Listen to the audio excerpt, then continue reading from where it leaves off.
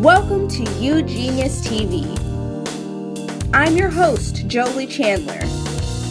In our Road to Success series, we're interviewing two urban geniuses, Ashton Clark and Ryan Clark. Ryan and Ashton Clark, you guys truly are young entrepreneurs beginning your road to success by starting your first business 7 years old. Then you went on to start and operate highly successful businesses in high school and college while receiving funding from the 100 Urban Entrepreneurs. So share with us some of the challenges of becoming entrepreneurs at such an early age. I think one of the biggest challenges is not knowing how to start a business or not knowing what business to start. But the biggest thing for us is that, we did not receive an allowance as kids. So that as a result fueled us to figure out something to do to generate revenue for ourselves, even at that young of age. And so what we ended up seeing is that there were a lot of yards and a lot of driveways that weren't being cleaned when it was, when leaves were on the ground or snow was falling. So we decided that we were going to shovel snow and rake up leaves as a business. And then from there we said, well, if we can generate $20, $25 per person that we're doing that for, what would it take for us to actually get other people to work for us so that we could therefore go out and cover more ground and generate more revenue as a result? And execution takes work, right? That's another thing. I mean, as kids, you often, at least us, we wanted to play outside. I mean, kids nowadays don't do that. We did, right? So we played outside. And what you realize is that, either we would rake the leaves or shovel the snow or play outside or do homework or something like that. We always wanted to play outside, so it had to be, focused on that execution. That's what we did. And as he was saying, we were able to hire some of our peers, right, folks that were 7 years old like us, our classmates, to work for us. And that was a great experience because we learned how to manage young people, really young people who have very short attention spans. What ended up happening was that our business grew, and the neighborhood knew what we were doing, and they came to us first because we were cheap and we were good, cheap and good. So you both attended college. What help, if any, did college give you in entrepreneurship? I think that's a great question. I mean, I can tell you right now, so when I applied to the University of Illinois, I knew, and my brother, both of us knew, that we wanted to essentially get paid to go to college. What do I mean by that? You have so many scholarships for up-and-coming entrepreneurs and folks that are just interested in being different. And with that being said, we applied to scholarships our entire freshman year. And that, to me, is a very entrepreneurial mindset, right? When you're looking at ways to get outside funding to pay for your education, that's entrepreneurship at its finest, because you have to take the time and the efforts to research these scholarships and grants and figure out how to apply and sell yourself, right? You're selling yourself every day, and we did the same thing with scholarships. And so what I learned very quickly is that we could make money going to school just through scholarships for what we did. So I won a very large entrepreneurial scholarship from Andy McKelvey. He's a guy that made Monster.com and FastWeb.com, right, for scholarships. And he gave me a $50,000 scholarship to go to the University of Illinois, which paid for all of my tuition. And what I learned firsthand is that I was able to interact with a billionaire at that time before he passed away. And I learned very quickly that entrepreneurship is something that's within somebody, right? You have entrepreneurs, right? And then you have entrepreneurs. Right? We're entrepreneurs because we actually are doing it. And I learned that through him at the University of Illinois. And he can talk to you about some of the things that we started at the University of Illinois, right? I mean, and let me just take it a step back. One of the big reasons of even going to the University of Illinois and things of learning in college is being surrounded by people that actually did that as well. So we have some successful entrepreneurs that were alumni of the University of Illinois that we were able to connect with, that basically were able to show us, the ropes of the road, basically saying, hey, you should not do this, but try this. But then at the same time, basically allow us to get funding as well to be able to start these ideas. So one of the biggest companies that we launched while at U of I was a mixtape company. We saw that, at that time, mixtapes weren't really digitized. So we helped digitize a mixtape, meaning that instead of putting it on a cassette tape and playing, basically having a recorder, recording a boombox like we used to do back in the day. I don't know if back in your day, but back in our day, that's what we did. And so instead of doing that, we then said, well, instead of putting it on a cassette tape, let's put it on a zip file or a RAR file, some kind of digital file, and then put it on the internet for everybody to be able to access. And so that blew up, while we're at U of I, still going strong now. And I would just like to say that we wouldn't have been able to have that success if other people didn't say, hey, try this, but push harder and do that type of thing. And then there's one more thing that I'd like to add on top of that. And just for the record, I know you know what a mixtape is. For those that do not, a mixtape, right, is a custom compilation of music that artists put out primarily before they release an album. Right, so it's a way to put music out there for people to listen and kind of get feedback. Right, but if you go back to the University of Illinois, the main reason why we went there and were recruited was because of entrepreneurship. They saw the drive in us, right, that zeal that basically said, hey, these are entrepreneurs. We're going to give them the resources for them to be successful. And so the University of Illinois was our platform to launch some of our businesses because they made it possible for us to be successful. give you another story. We lived in a building called the Illini Tower, right? I'm sure you've heard of that, the University of Illinois. And the primary reason for that was because they would enable us to run our business, right? The public dorms wouldn't. But we worked with them, and that enabled us to kind of do what we needed to do. And so I think the University of Illinois, as a central point in our life, an important time in our life, allowed us to be successful because they poured resources into us. I mean, those are just a few examples. We can go on and on and on, but I'm sure we'll stop there. So as Black entrepreneurs, what obstacles have you guys faced in getting your ventures funded? Can I just preface that? Can we just keep it real on the set here today? Reason being is that, look at our names, okay? My name is Ryan Clark. What's your name? Ashton. Ashton Clark. On paper, people don't recognize race with us at all. They basically don't even know that we're black until we get into the room. And so when seeking funding before, when people would ask, what are they all about? Unless they had looked us up via the internet or something like that, they just don't know if they see our names and our accomplishments, because on paper, we don't look like black guys. So as a result, what I found is that when we do get to the point of having a physical meeting, people are shocked. And I would have never guessed in a million years that I would see a Ryan and a Ashton Clark that are young black men. We get that all the time. And so I don't see that as being a negative thing. What I actually believe is that's a chance for opportunity, right? Because we now have the ability to educate, but then also show that, race aside, forget that for a moment. Look at what's happening. Entrepreneurship is about execution. Are we executing on these ideas and making them happen and bringing them to fruition? Are we generating revenue off of them? That's really what you should care about. Don't look at the color of my skin and then, downgrade me as a result. So we're constantly facing that battle. But once we overcome that, it's been kind of smooth sailing for us. And I think it also depends on what you mean by funding, right? Funding can come in multiple ways, right? You could get venture capital, you can get angel investment, you can raise debt, you can get your friends and family to get involved, you can use your own money, those types of things, right? Or use grants, right, as an example. And so our funding has not come from, investors that take a share in our company. We're the only ones that own a percentage of our companies, right? So basically we've gone after business plan competitions and grants. Why? Because that gives us complete control of how we run our business. Mm-hmm. Think about it, right? If you're starting a business like us in your early stage and you have an angel investor that comes to you and says, hey, we'll give you $100,000 for 10% of your business. The point that I like to make clear is that doesn't always necessarily mean that that's a good investment for you, because you have good investments, you have bad investments. So for us, we've always tried to pursue good investments, and grants for us has really been the best way for us to do that. And if you go back to our prior conversation where we're talking about scholarships, the fact that I didn't necessarily have to spend my own money, right, going to school, and we actually made a profit off of that, enabled us to invest that in our business, right? So we were investing in our business earlier on in our collegiate careers that now have enabled us to do some of the things that we do currently. So that being said, funding for us has, it's not always easy talking to various business plan competitions, because you have to pitch yourself. Right? Pitch yourself to people that don't know you, probably don't look like us, right? And then convince them that our business is the best out there. But we've practiced, we've done it time and time again, and we've actually won some several big competitions because we've practiced. And we put ourselves out there. The best thing an individual can do is just go out there. Now, there's some that we didn't win. We messed up, forgot our lines, those types of things. But you go on and you just learn how to speak off the top of your head and convince people and sell. Right. The other big thing is that, once we graduated from college, our biggest thing was that we paid a lot of rent to somebody to live in a particular area or spot. So the idea with that is that once we graduated, we said, wow, we spent X amount of thousands of dollars. Sure, we got to live somewhere, but we didn't get any benefit back. At the end, I basically left from campus and said, wow, I spent all this money. So what we said was, that's around the time when the housing market kind of went on that big decline. And we said, why don't we just start investing in real estate?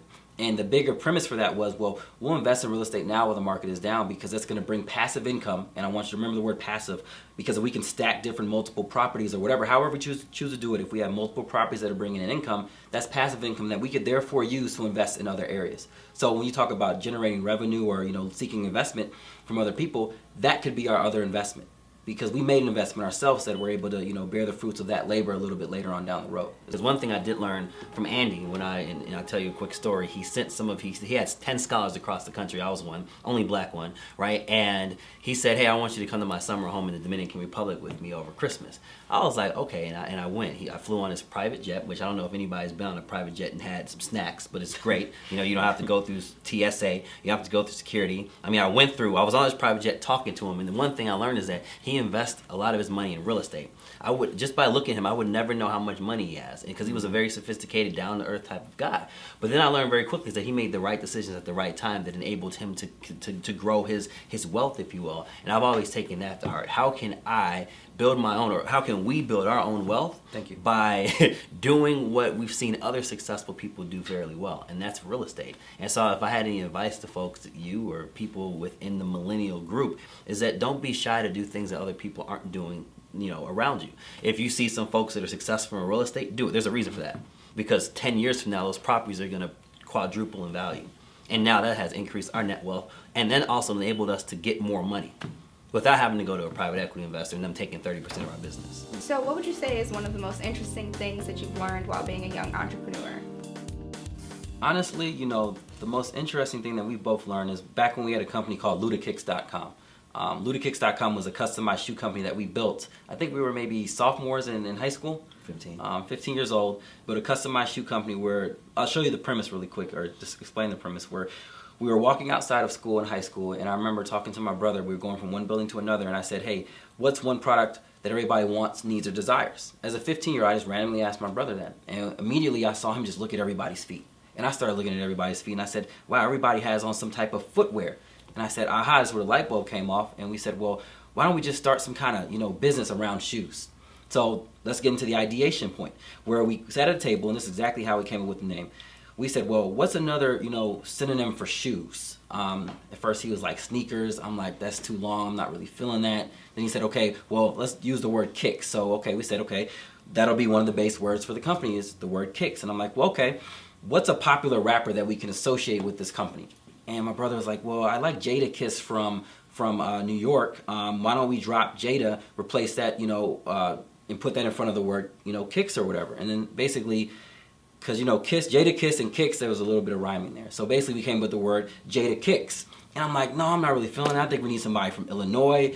And I was like, okay, what about Ludacris, right? So we dropped the word Chris, replaced that with kicks, and came up with Ludakicks.com. Trademarked and everything. I'll never forget the first time we came out with the company, we brought one pair of shoes to school. This is at the time where people were selling these things called Fruities, if you remember, where they would make $1 per bag. We brought a pair of shoes. Somebody bought that pair of shoes for us for $100 within 20 minutes. I don't know how they had the money on them at that time, but they did. And time to time that began to happen to her, whereas we're not only selling one pair of shoes, now we're selling 1,000 pairs of shoes a day. I mean, it just took off. And so one of the most important things that I learned with that very specific company was this concept of digital racism. We talk about going from selling one pair of shoes to 1,000 pairs of shoes per day or per week, but do you really know what your audience is or who your audience is that you're selling to via the internet? We didn't know. We just happened to advertise a lot and people were making purchases. But here's how I can tell you about the digital racism part.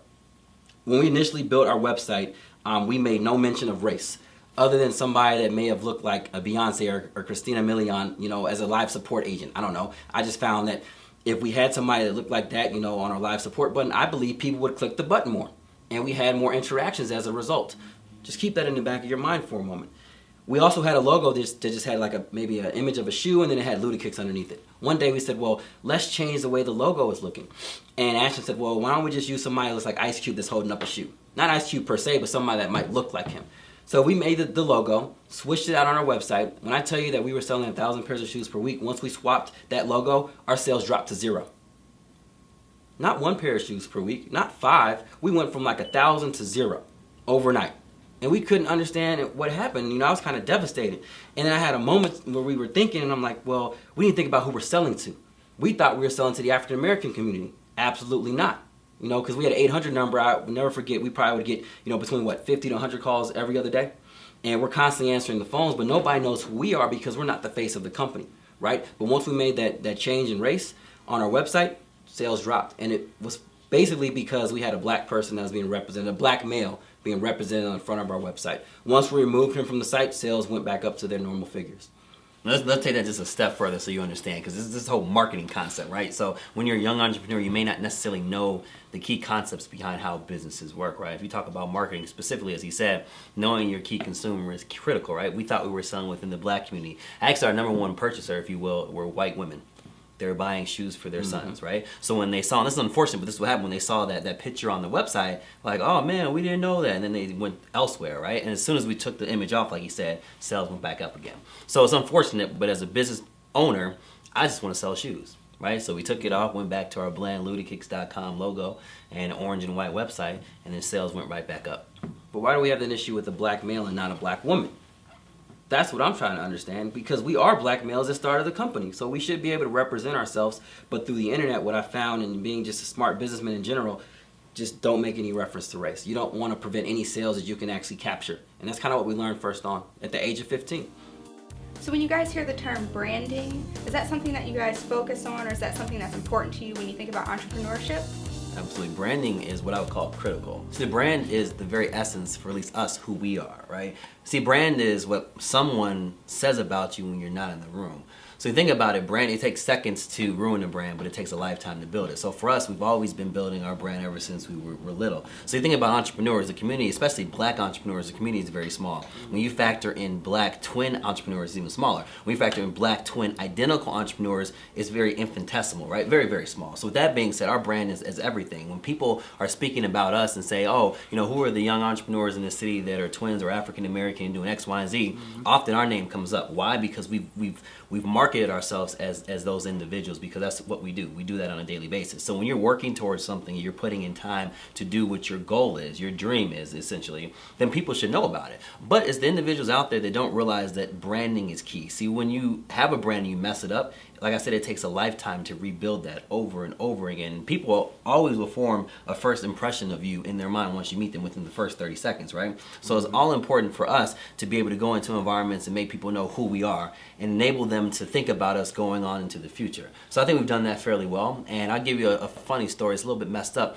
I remember when I used to be in consulting, right? I used to travel a lot, all the time. We were still doing our entrepreneurial ventures, but you know, I used to eat out. Used to have a good time. That's what I did. Well, my brother over here was in Chicago, and he would work out a little bit, right? Workout. So what I started to realize is that this started tarnishing our brand, right? This is my little brother. Yeah, I'm a minute older than him, but I call him little guy. This is my little brother. And with that being said, people would call me the little brother because he was bigger than me, right? And that tarnished my brand. So what do you think happened? I left consulting, not primarily because of that, but I left it, and then I started going to the gym, right? Because I couldn't let my brother's image be bigger than me, because that messed up our brand. Then people could tell us apart. That just messes up the whole vision there, right? So we both started hitting the gym together and working out and becoming healthier, and that actually put our brand back to what it used to be, where people can't tell us apart, and it just creates a whole ecosystem of confusion, which works for us. Because when people don't know who you are, they talk about you and try to figure it out. And that's, I think, worked fairly well for us. Yeah, I think the other thing is, if you look at our brand, with a solid brand, you have recognition in the marketplace, right? So when people say, hey, I've got an idea, who can I talk to? Somebody say, well, I know these identical twins, you know, they've started these businesses, you should talk to them.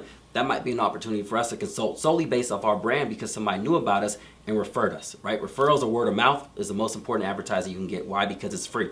We didn't pay a single penny for it. It just happened.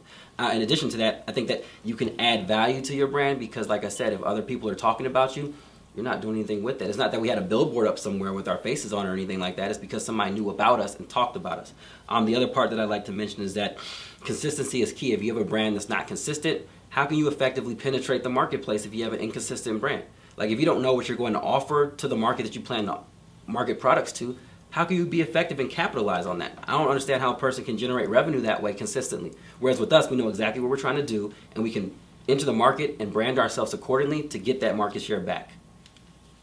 And take it one more step further, it's also about likability, right? Yep. So when we walk into a room, I'll give you an example, right? You know, imagine you're in a big room with a lot of people, right? You have some individuals that can go into that room and talk to people. They can network, because networking, I think, is key to success, in my opinion. Go in that room and they can work the room. They have other folks that are a little bit intimidated by that because they're not used to being in that environment. It's a little bit uncomfortable. What we've learned is that how can we go into these rooms with people that typically don't look like us and go in and introduce ourselves so people understand who we are, what we do, and what we're capable of doing. And that's what we do, and that's where that likability factor comes in, because within the first 30 seconds, people are already forming their own opinion. But if I go into an environment and say, hey, my name is Ashton Clark, how are you? Right? I was hoping you would shake my hand, but it's okay. It's okay. You don't have to. It's okay. I would go in and extend my hand and say, hey, my name is Ashton Clark. Look them in the eye. Automatically, I've locked them in. Now you know, okay, Ashton's serious about what he's talking about, and then we talk about what we do. And then that's how you form and build relationships. And then those people are an extension of your brand, because if they're speaking about you and sharing information about what we've done, they're out there advocating for us. And that's why the power of branding is so critical to people like us, to anybody generally, because you can go out somewhere and anybody can talk about you. But the question is, are they going to be saying the right things or the wrong things? So is networking something that you guys actively work at, or is that something that's very important to you with building your brand? So networking, I think, is very critical for us personally, and then from an entrepreneurial perspective. So I'll give a quote that I often say, but so you know it came from me. All right, I don't care what all the perpetrators say, it came from me. The quote goes something like this: that networking is one letter away from not working. Now, we'll let that resonate with some folks. They can think about it. I'll say it again. Networking is one letter away from not working, right? So if you have an individual that, like I said earlier, is going into a room, right, and you have all these people, because people assume that in order to be successful, you have to know the CEOs or the CTOs or the CIOs.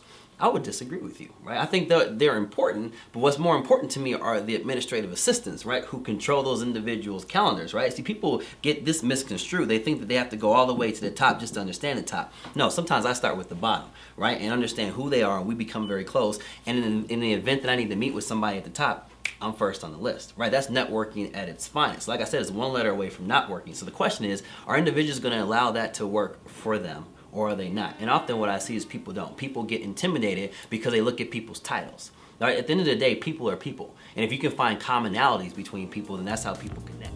So if you guys had a piece of advice for people who are interested in being entrepreneurs, what would you say is more important? Business or passion, or are they equally as important? Honestly, for us, we've always done business with regards to things that we were passionate about. You know, we talked about the concept of, having mixtapes or, having shoes or whatever it might be. But those are things that, we had interest in. And I find that if you do things that you have interest in, it's kind of like you're not working. I can launch a business right now that could be making a whole bunch of money for something that I don't love. But if I don't love it, my heart's not going to be in it. So therefore, I'm not in it for the right reasons. So therefore, I'm not really getting the true value that I ultimately would want. Whereas if I do something with regards to passion, or we do something that we're both passionate about, I would feel a lot better with, like he said, going towards excellence and bringing other people along the way, because it's easier to do that when you're passionate about it. Yeah, passion, I think, look at our businesses, right? Like you said, they were all passion points for us, because at the end of the day, we want to help people. See, you have some entrepreneurs that cut corners. They don't act with integrity, right? And to me, that's not a good business leader. It's not a good entrepreneur. I mean, some people make decisions just because they want to, meet certain goals that they have financially. I mean, to us, that's important, but that's not the number one driver. Number one driver for us is, are we acting with integrity, and are we helping others, right? And then the money will come, right? Money, people think, money causes a lot of problems, right? As I'm sure you've seen a lot of wealthy individuals, they have a ton of money, but they're still broke, right? So our goal is, how can we create a business that allows us to be a passion for us and do what we love to do and still make some type of money so that we can pay the bills of the company and then pay ourselves, right? Mm-hmm. And then when you're doing your passion, what tends to happen is that the money will follow. Mm-hmm. It may not happen the first day, the first week, the first month, the first year, maybe the first couple of years. But when you have people that are number one, they like you, enjoy what you're doing, and support you, then the money will come. And that's how you gain customers, right? So to the question, I think, business and entrepreneurship is all about passion. And those individuals that are missing passion, number one, they're not going to be successful, because they're going to lose any, motivation for the business, because they'll see the money, but they're not happy with the way that they've been running their business just to get to that money. And so I guess my last point is that people need to really understand, if they're going to start a business, are they passionate about it? Because people, I think, assume that you can't start a business unless you, know what you're doing, right? And I'll give you an example. There were some times when we started a business and we had no idea what we were doing. It was a passion of ours, but we didn't really develop it and fully understand what we were going to do. And so what we did is we just started it, right? We took our passion for starting businesses and we just did it. And what we did is we formed it into a business that was successful. To give you an example of what that is, that's real estate, right? I mean, at first I was not passionate about real estate. I could care less. It's like, why do I need to go fix these houses? Why am I taking my own money and then I have to go fix a leak in the roof and all this stuff? But here's the thing that was a differentiating factor for us. So I remember when I was in consulting, I would travel back and forth from San Francisco to Chicago, and I would fly back on a Thursday night to work on the first house that we purchased. And that house needed a complete gut rehab, right? I was not passionate about that at all. I could care less, right? So I was just mad all the time. My work wasn't, the best. My brother and my uncle and some of our partners who were helping us had to redo some of the work because it showed in my work, right? But then that quickly turned around when we finished the house, right? And I remember when I saw the before and after, I was like, wow, because I messed it up. But basically, we as a collective unit did this, right? And then when they moved in, you can see the people that, moved into the house, and their children, their faces light up, because now they have a home that suits who they are and what they, where they want to live. And then we found out that house won Neighborhood of the Year.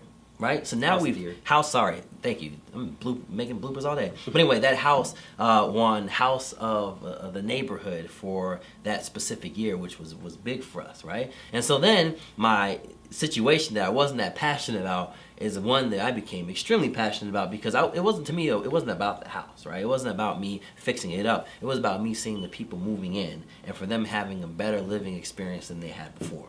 That's my passion. So sometimes you have to start something and figure out your passion along the way, but at least you started it earlier on so you can figure that out as opposed to waiting. Because you keep waiting, you'll never figure it out. I just want to give a big thank you to Ashton and Ryan Clark. Thank you guys for joining us on Urban Genius Road to Success. You guys want to leave us with any final remarks? You can't have an effective business if you don't have an idea that you execute upon. So oftentimes we see that people have all these ideas, but they don't do anything with it, and then they're surprised to see that months later somebody came out with the exact same idea that they just had. The best time to start a business was, in fact, yesterday. So when my brother and I started our shoe company, Ludakicks.com, my mom put a quote on the wall, and it was entitled, "Some people dream of success while others wake up and work hard at it." My advice to you is wake up every day and work hard to bring your goals to life.